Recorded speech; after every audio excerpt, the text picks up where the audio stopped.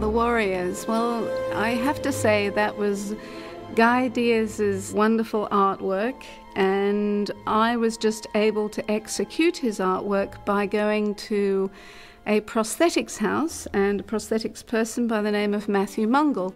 I gave him the designs, and he made encapsulated keloids for us, and by golly, it was hard work. We got a really fabulous team of 26 makeup artists together who came in, and I had 2 makeup artists working on each warrior who came in and applied all the keloids and applied all the ears, and they did a mighty job, and they really looked fantastic, and I was very, very pleased. With the warriors, we started off very early in the morning. I mean, these people were such wonderful troopers, and of course so were the guys who were the warriors. I previously asked them to actually shave their bodies so they didn't have any hair.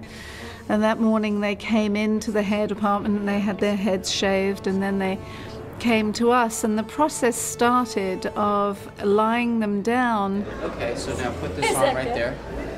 They started off by putting the chest emblems on, and then going to the rib area, and then on their backs and on their arms, and then on their heads. Because we actually had a test of this in pre-production and Stephen signed off on it, Kenny Diaz and myself did the warrior together to show him what they would look like. We actually did a lot of shading on their faces to bring out their features around their eyes. We dirtied their bodies up because, of course, they would never be clean running around in the areas that they were.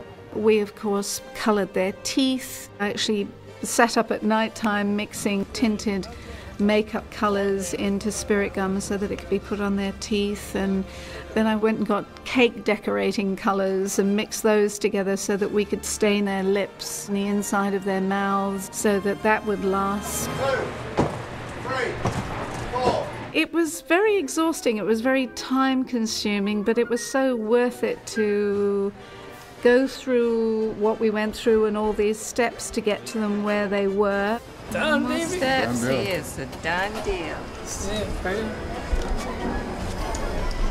It was a very interesting process, but it had its steps, but it had to work that way. And then once these guys had been done this way, they had to go back and have their hair pieces on, and then they had to come back to makeup and have the keloids reapplied to their heads. We had to not only shave all their heads, but then their hair pieces had to be glued on and secured. And then some of them had tattooed heads around the hair pieces as well. So to get them completely ready, it took about 5 to 6 hours between hair and makeup and wardrobe. And that was with 2 people working on them at a time. So it was very, very, very hard work.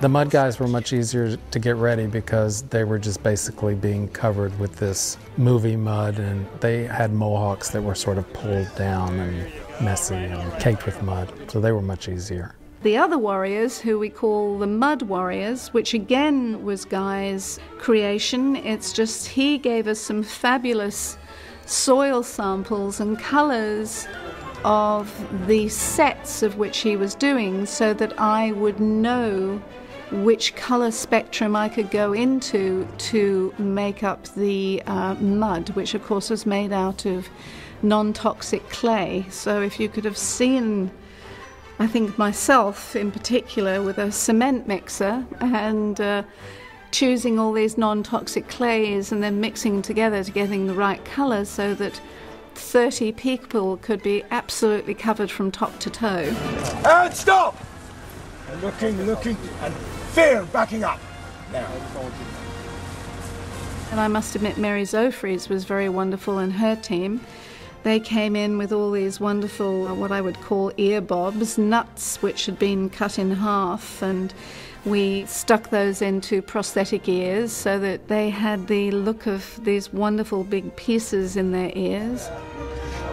I really think that everybody did such a magnificent job all around. They really did. I'm very, very proud of them.